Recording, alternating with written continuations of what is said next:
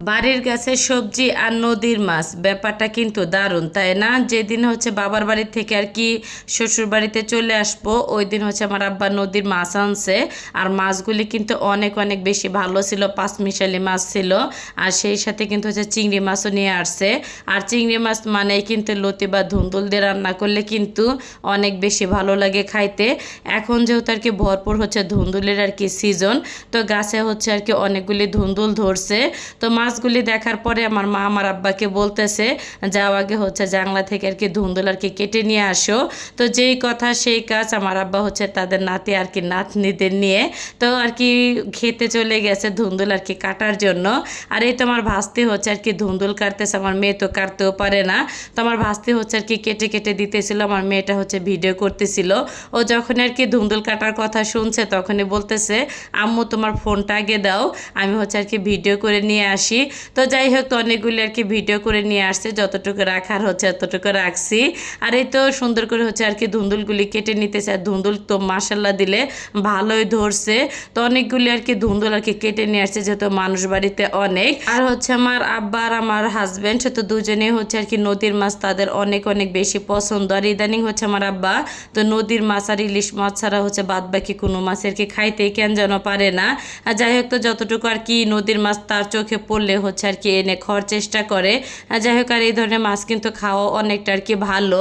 আর এই তো এখানে কিন্তু হচ্ছে ওরা আর কি ধুন্দুল কেটেও নিছে অনেকগুলি মাসাল্লা দিলে। আর টাটকা টাটকা ধুন্দুল দেখতেও কিন্তু অনেকটা ভালো লাগতেছিল। তো আমার মেয়ে তো দেখা যাচ্ছে ধুন্দুল গাছ, তারপর নিজের হাতে পারা সব কিছু দেখতে পেরে সে তো মাসাল্লা দিলে অনেক অনেক বেশি আর কি খুশি। আর হচ্ছে আমার মেয়েটা বলতেছে, আম্মু আমি কিন্তু শুধু ভিডিওই আর কি করছি, আমি কিন্তু ধুন্দুল হচ্ছে কাটি নাই। যাই হোক, আর এই তো ওরা কিন্তু হচ্ছে আসার সময় আবার হচ্ছে একটু পুকুরের আর কি ভিডিও করে নিয়ে আসছে।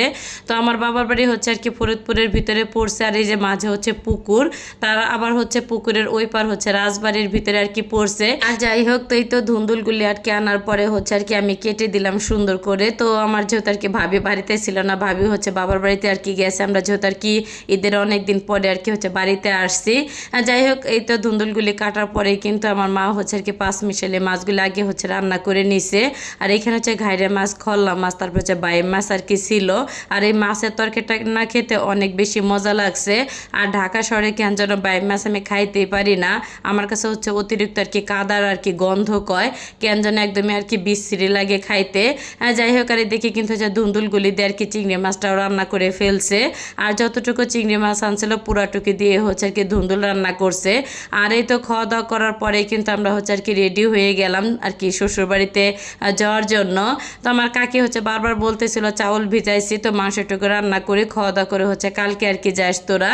তো কে শোনে কার কথা, যেহেতু আর কি শনিবার দিন ঢাকায় আর কি আসার কথা ছিল, তো এর জন্য আর কি তাড়াহুড়া করে আর কি শ্বশুরবাড়িতে চলে আসছে আমরা সবাই। আর এই তো অটো কিন্তু চলে আসছে, আর বাড়ির সবাই হচ্ছে রাস্তায় চলে আসছে আমাদের হচ্ছে বিদায় দেওয়ার জন্য। আর এই মুহূর্তটা না এতটা কষ্ট লাগে কি আর বলবো, কিছুই করার নাই।